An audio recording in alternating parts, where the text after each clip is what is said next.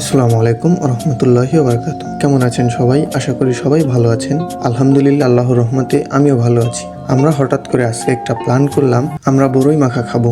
যেহেতু এখন রমজান মাস আর বরই প্রায় শেষের দিকে, আর বরই যেহেতু আমাদের সকলের একটি পছন্দের খাবার, সেটা যদি আমরা না খাই তাহলে কেমন হয়। আর আমরা যেহেতু সারাদিন রোজা রাখি, তাই দিনে খাওয়া সম্ভব নয়। তাই আমরা ভাবলাম যে বরইগুলো আমরা রাত্রে খাবো। যেহেতু বরই গাছে রাত্রে ওঠা বেশ ঝুঁকিপূর্ণ, তাই আমরা দিনে বরইগুলোকে পেরে রেখেছিলাম।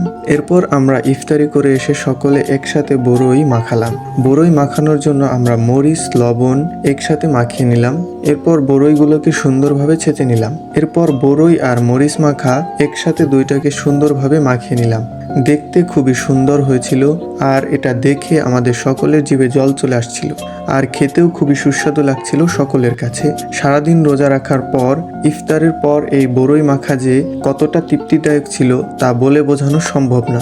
প্রতিটা কামড় যেন মুখে প্রশান্তি এনে দিচ্ছিল। আমাদের এই ঘরোয়া আয়োজনটি ছিল সত্যি অসাধারণ এবং সুস্বাদু। আর আপনারা যারা আমার ফেসবুক পেজে নতুন, তারা আমার ফেসবুক পেজটি ফলো করবেন। ভিডিওটি ভালো লাগলে সবাই লাইক ও শেয়ার করবেন। সবাই ভালো থাকবেন, সুস্থ থাকবেন। আল্লাহ হাফেজ।